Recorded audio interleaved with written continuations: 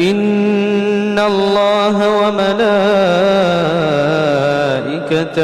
يصلون على النبي يا أيها الذين آمنوا صلوا عليه وسلموا تسليما.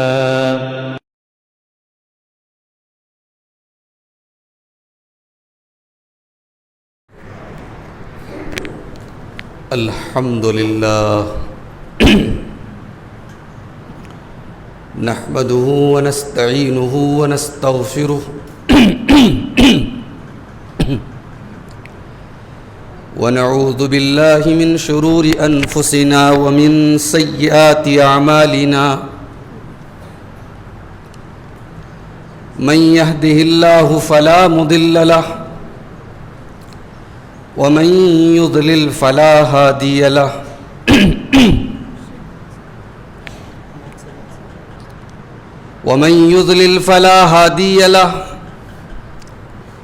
وأشهد أن لا إله إلا الله وحده لا شريك له وأشهد أن محمدا عبده ورسوله.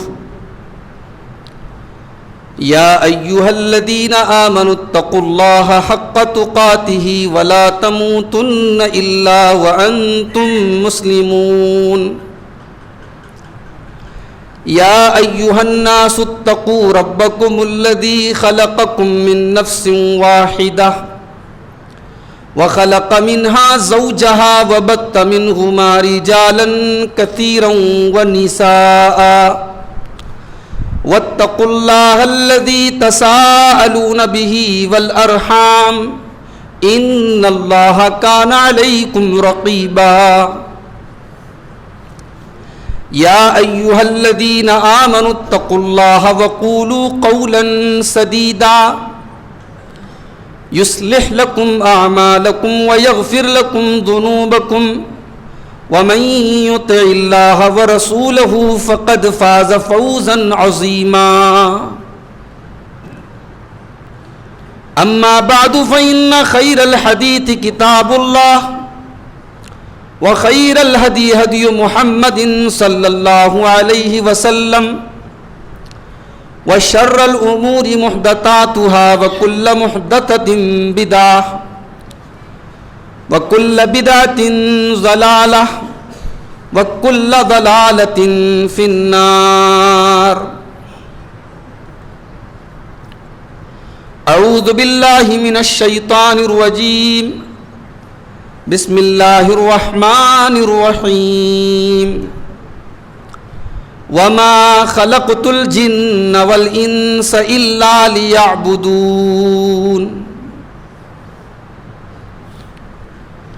محترم حاضرین جمعہ،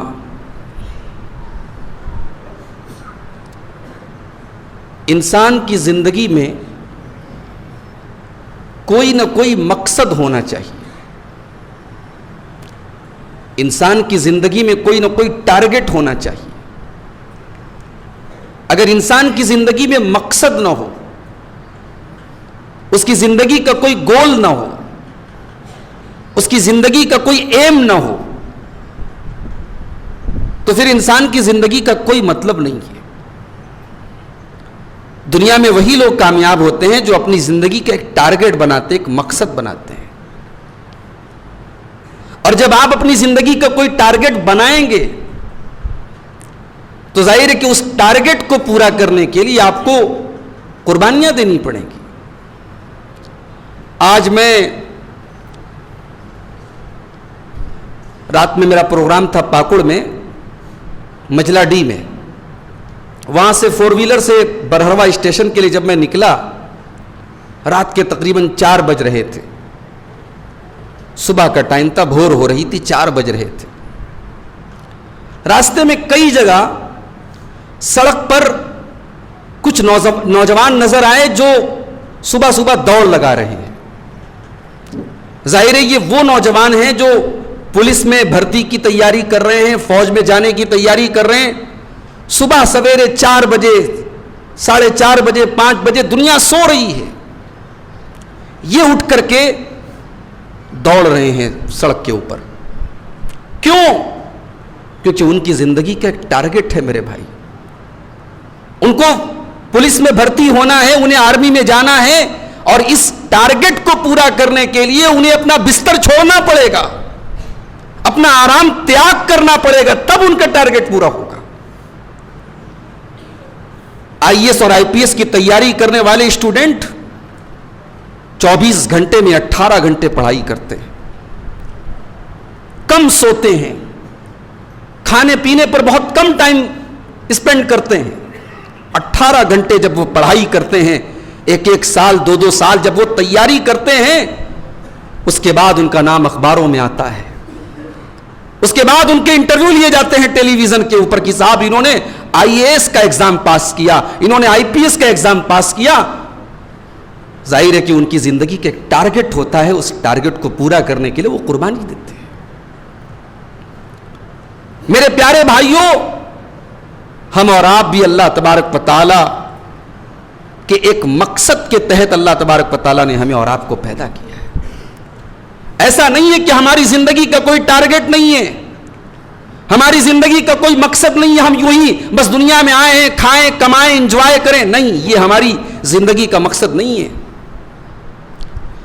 افحسبتم انما خلقناکم عبثا وانکم الینا لا ترجعون. میرے بندو, کیا تم نے یہ سوچ لیا ہے کہ ہم نے تم کو بیکار پیدا کیا ہے؟ کیا تم نے یہ سمجھ لیا ہے کہ تمہاری زندگی کا کوئی مقصد نہیں ہے؟ تم دنیا میں بس انجوائے کرنے کے لیے, کھانے اور پینے کے لیے آئے ہو؟ کیا تم نے یہ سمجھ رکھا ہے کہ مرنے کے بعد تمہارا حساب و کتاب نہیں ہوگا, تمہیں اللہ کے پاس جانا نہیں پڑے گا؟ ایسا نہیں ہے. اللہ نے ایک مقصد کے تحت تمہیں پیدا کیا ہے. قرآن مجید کا 29واں پارہ اٹھاؤ, اللہ فرماتا ہے اَيَحْسَبُ الْإِنسَانُ أَن يُتْرَكَ سُدًى أَلَمْ يَكُن نُطْفَةً مِّن مَّنِيٍّ يُمْنَىٰ ثُمَّ كَانَ عَلَقَةً فَخَلَقَ فَسَوَّىٰ فَجَعَلَ مِنْهُ الزَّوْجَيْنِ الذَّكَرَ وَالْأُنثَىٰ. اے انسان, تجھے اپنی اوقات یاد ہے؟ تجھے اپنی حیثیت یاد ہے؟ بڑا تجھے اپنی طاقت پہ ناز ہے, بڑا اپنی جوانی پر غرور ہے, بڑا اپنی دولت پر تجھے تکبر ہے. اے انسان, تو بھول گیا تو پیدا کیسے ہوا تھا؟ اَيَحْسَبُ الْإِنسَانُ أَن يُتْرَكَ سُدًى. کیا انسان یہ سمجھتا ہے کہ اسے یوں ہی چھوڑ دیا جائے گا, اس کو بیکار چھوڑ دیا جائے گا, اس کا حساب و کتاب نہیں ہوگا, اس کو اللہ کے پاس لوٹایا نہیں جائے گا؟ أَلَمْ يَكُن نُطْفَةً مِّن مَّنِيٍّ يُمْنَىٰ. کیا انسان منی کے قطرے سے پیدا نہیں کیا گیا تھا؟ کیا ایک حقیر پانی کے قطرے سے اسے پیدا نہیں کیا گیا تھا؟ تیری تخلیق کی شروعات ایک حقیر پانی کے قطرے سے ہوئی تھی. ثُمَّ كَانَ عَلَقَةً. پھر اس قطرے کو اللہ تعالیٰ نے جمع ہوا خون بنا دیا. فَخَلَقَ فَسَوَّىٰ. پھر تو 9 مہینے کے بعد اپنی ماں کے پیٹ سے برآمد ہوا. تیری خوبصورت شکل و صورت, تیرا مکمل جسم لے کر کے تو دنیا میں آیا.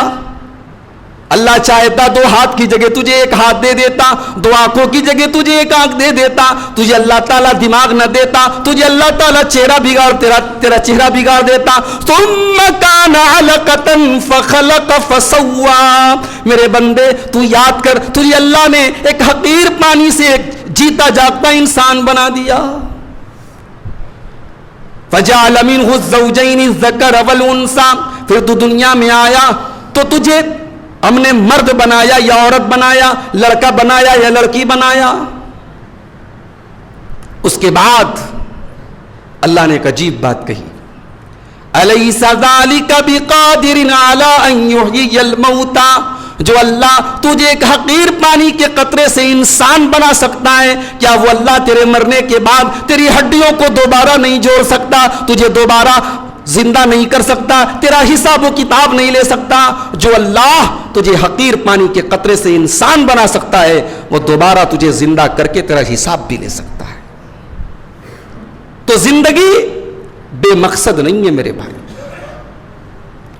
اگر ہم نے یہ سمجھ رکھا ہے کہ ہماری زندگی بے مقصد ہے تو ہم بہت بڑی بھول میں ہیں.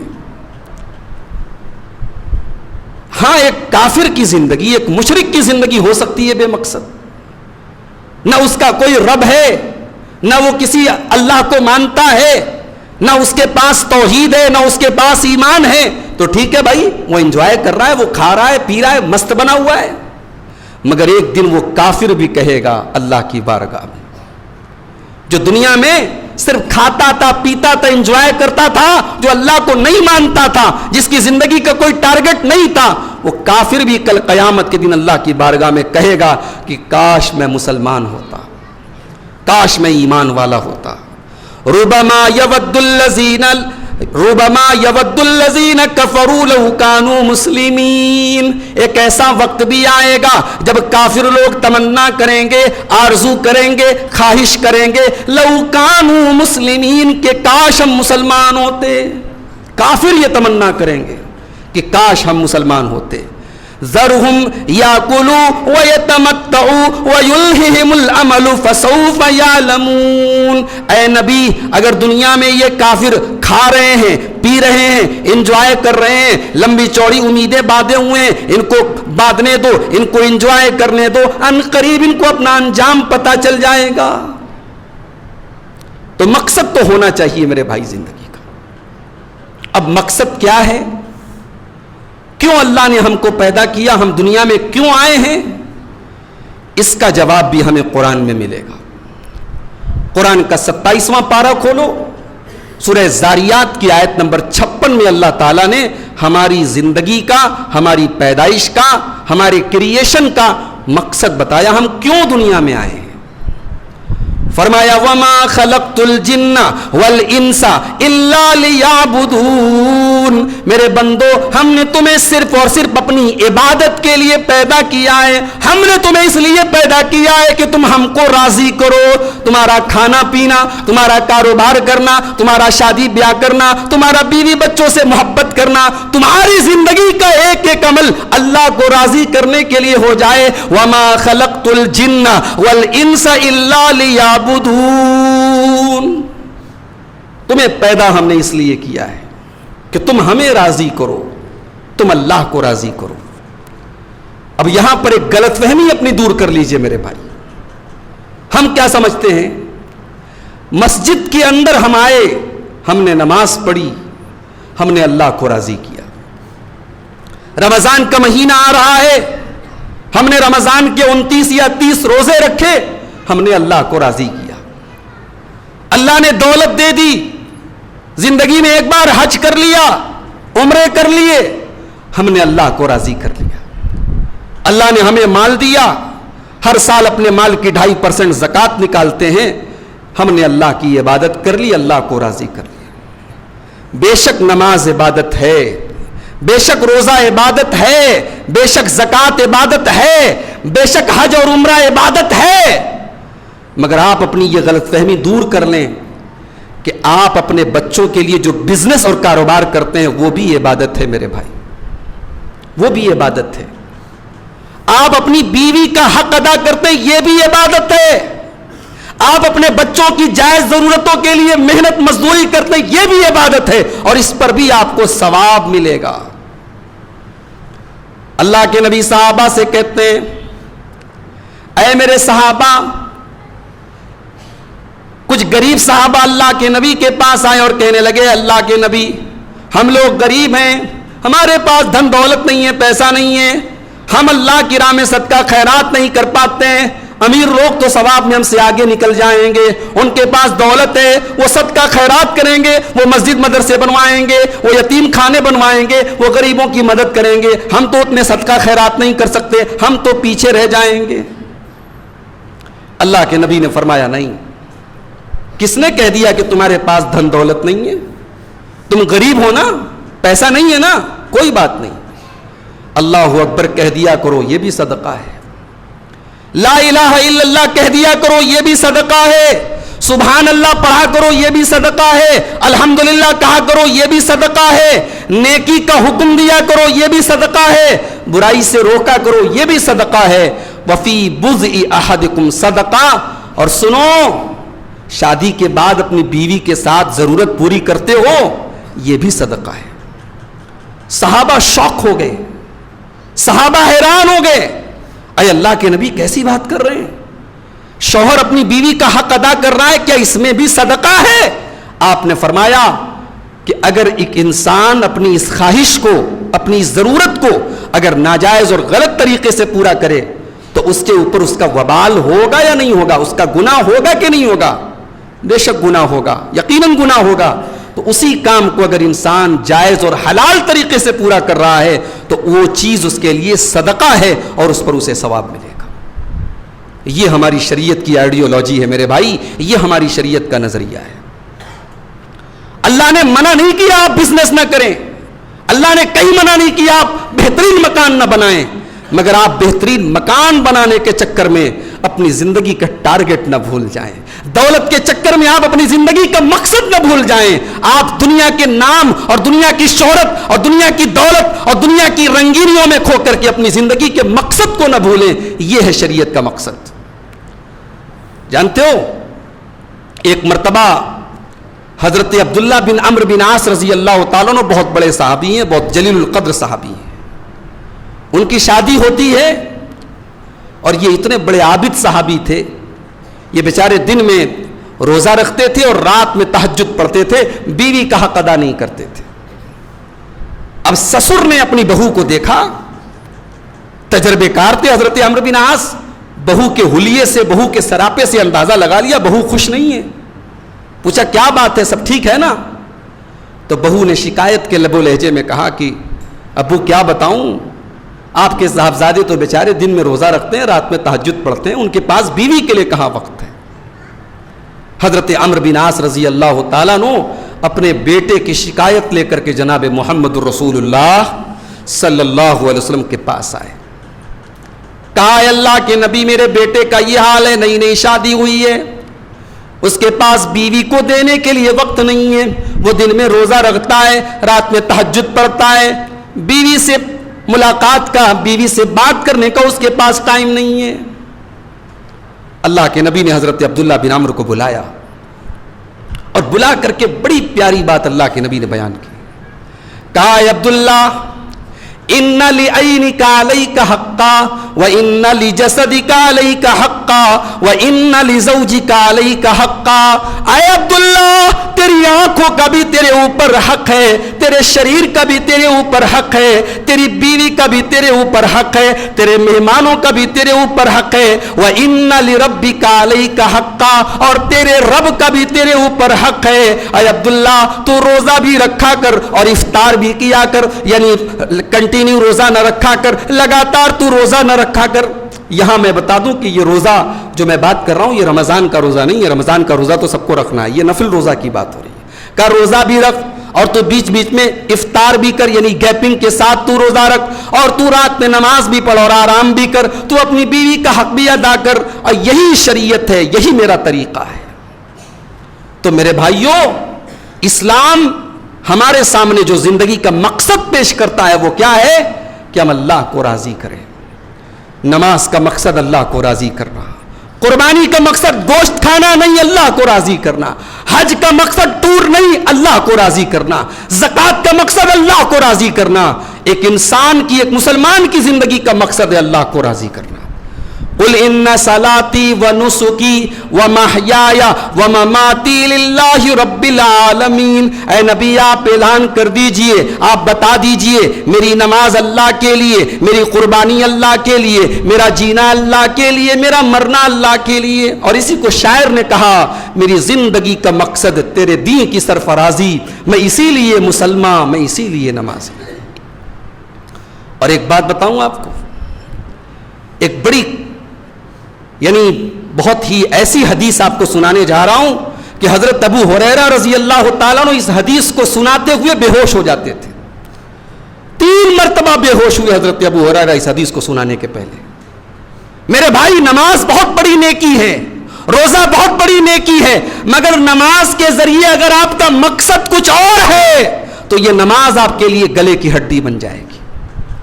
آپ کی زکوٰۃ اور آپ کے صدقہ اور خیرات کا مقصد اگر کچھ اور ہے، اللہ کو راضی کرنا نہیں ہے، تو آپ کی زکوٰۃ آپ کے لیے مصیبت بن جائے گی، آپ کا صدقہ، آپ کا حج، آپ کا عمرہ آپ کے لیے مصیبت بن جائے گا۔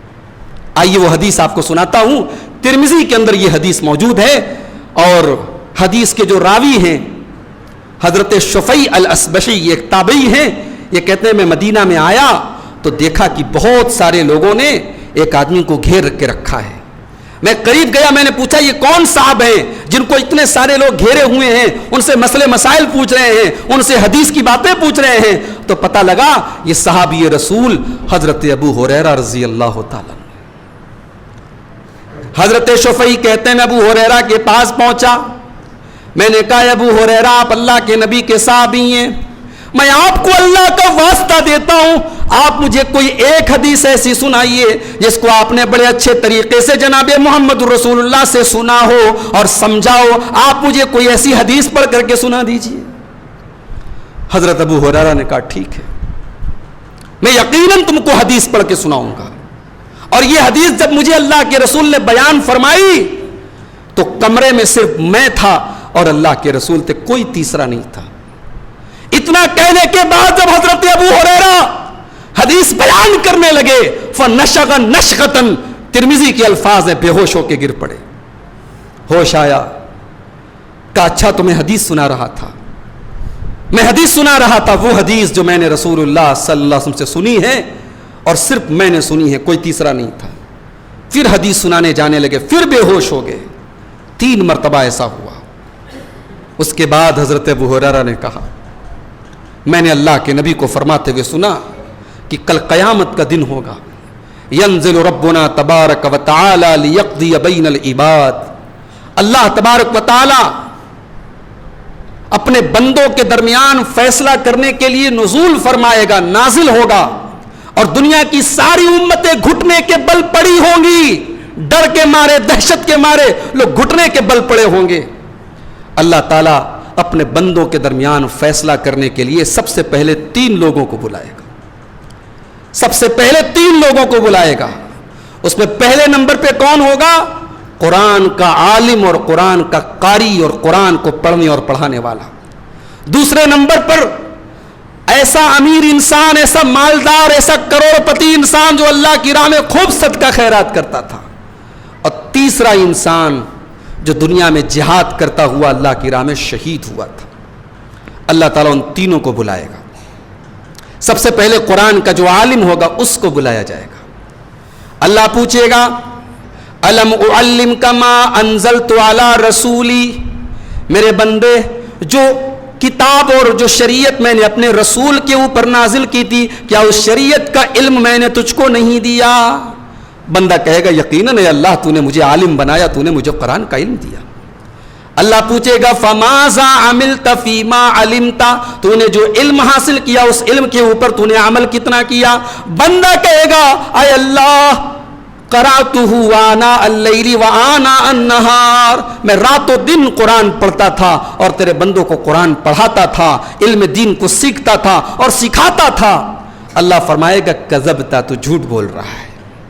اللہ کہے گا تو جھوٹ بول رہا ہے۔ پھر فرشتے بھی کہیں گے تو جھوٹ بول رہا ہے۔ بل اردت ان یقال عالم، تیرا مقصد تو یہ تھا کہ تجھے عالم کہا جائے، تیری عزت کی جائے، سماج میں تجھے رتبہ دیا جائے، تیرا مقصد اللہ کو راضی کرنا نہیں تھا۔ تو یقیناً علم دین پھیلاتا تھا، تو یقیناً دین کی باتیں لوگوں کو سکھاتا تھا، مگر تیرا مقصد اللہ کو راضی کرنا نہیں تھا، تیرا مقصد تو اپنی واہوائی لوٹنا تھا، تو واہوائی تو تجھے مل گئی۔ اس کے بعد دوسرا آدمی لایا جائے گا۔ اللہ پوچھے گا الم اوسع علیک، اے میرے بندے میں نے تجھے مال دیا، تجھے دولت دی، حتی لم اعطاک تحتاج الی احد، تجھے اتنا پیسے والا بنایا کہ تو کبھی کسی کا محتاج نہیں بنا، تجھے ہم نے اتنی دولت سے نوازا کہ تو کبھی کسی کا محتاج نہیں بنا۔ بندہ کہے گا ہاں اللہ تو صحیح فرماتا ہے۔ اللہ کہے گا بتا تو نے اس دولت کا کیا استعمال کیا؟ بندہ کہے گا یا اللہ میں نے اس دولت کو تیری راہ میں خرچ کیا، میں نے صدقہ کیا، میں نے خیرات کیا۔ اللہ کہے گا تو جھوٹ بول رہا ہے، تو جھوٹ بول رہا ہے، تو نے صدقہ ضرور کیا مگر اللہ کو راضی کرنے کے لیے نہیں، اس لیے تاکہ دنیا تجھے جواد کہے، دنیا تجھے سخی کہے، دنیا کہے تو دل کا بہت بڑا ہے، تو دل کا بہت اونچا ہے، تیری تعریف کی جائے، تو تجھے جو چاہیے تھا وہ تو مل گیا۔ اس کے بعد تیسرا لایا جائے گا جو دنیا میں قتل ہوا تھا اللہ کی راہ میں. اللہ پوچھے گا تو کیوں قتل ہوا؟ بندہ کہے گا قاتلت فیک حتی قتلت، اے اللہ تیری راہ میں لڑتا رہا یہاں تک کہ شہید ہو گیا.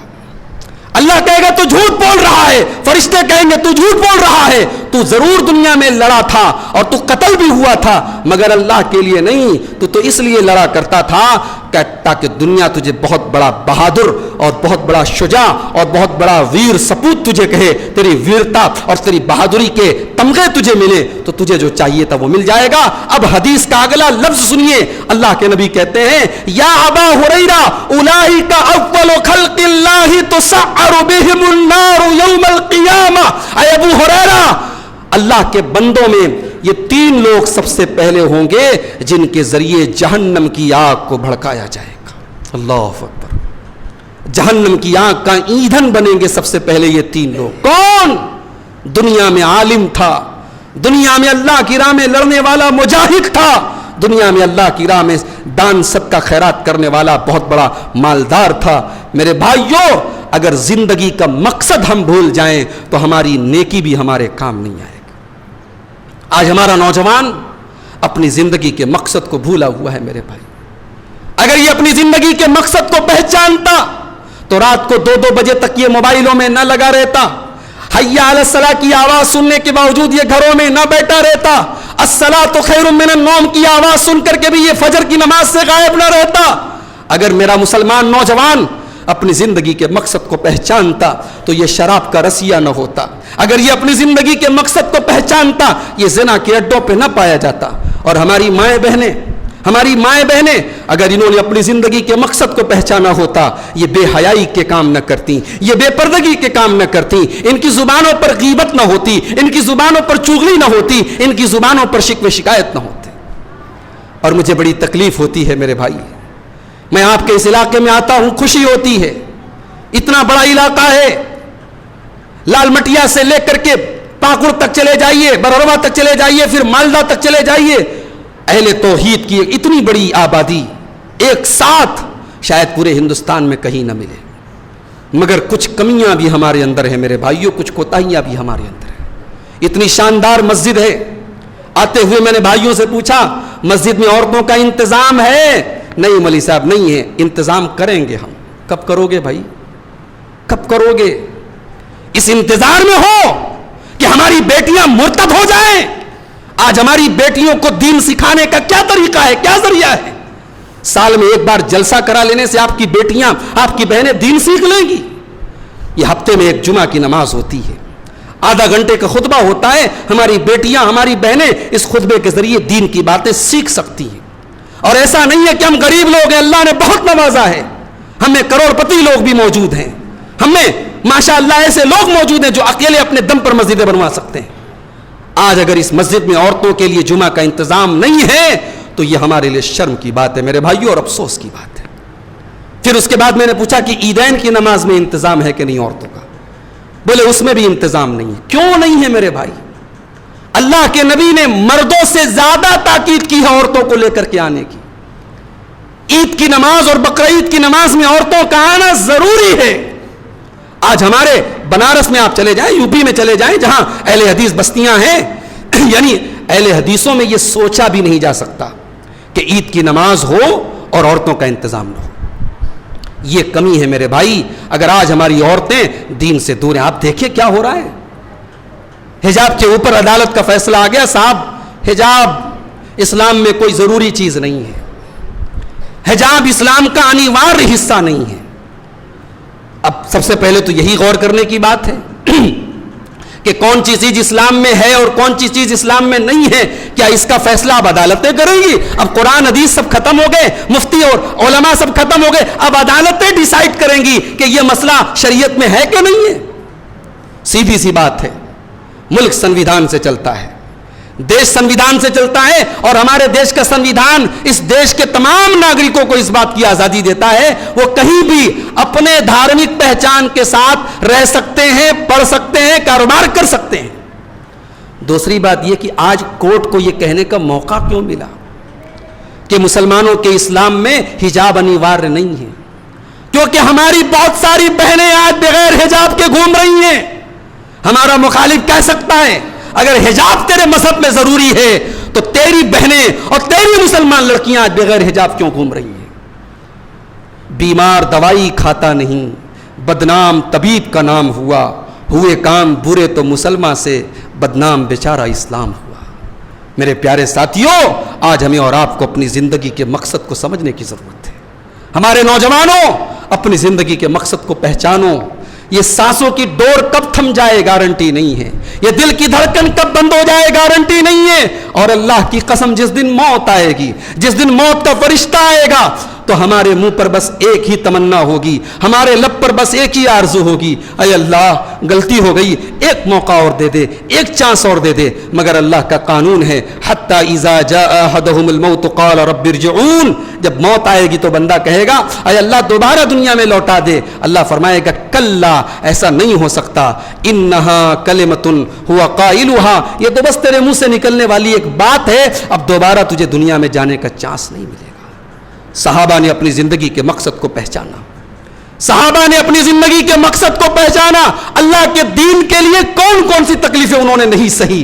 میرے بھائیوں، تو زندگی کے مقصد کو پہچانو، اور زندگی کا مقصد یہی ہے کہ ہم اللہ کو راضی کریں.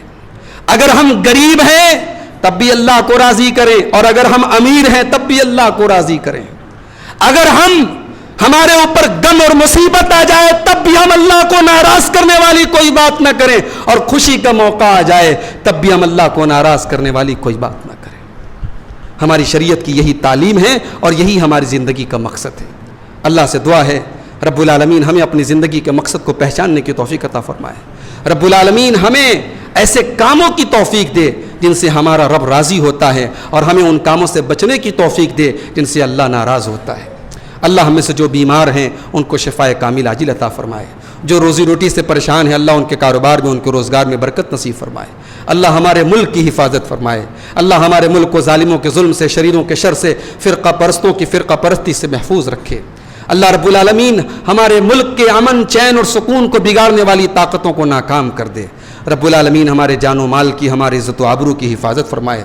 رب العالمین ہمیں توفیق دے کہ ہم عورتوں کے لیے، اپنی ماں بہنوں کے لیے بھی دین کی تعلیم کا اور ان تک دین کی باتوں کو پہنچانے کا ہم معقول انتظام کر سکیں. رب العالمین ہمارے نوجوانوں کی اصلاح فرمائے. رب العالمین ہمیں جب تک دنیا میں زندہ رکھے اسلام پر زندہ رکھے، اور خاتمہ ہم سب کا ایمان پر ہو. آمین. وآخر دعوانا الحمدللہ رب العالمین.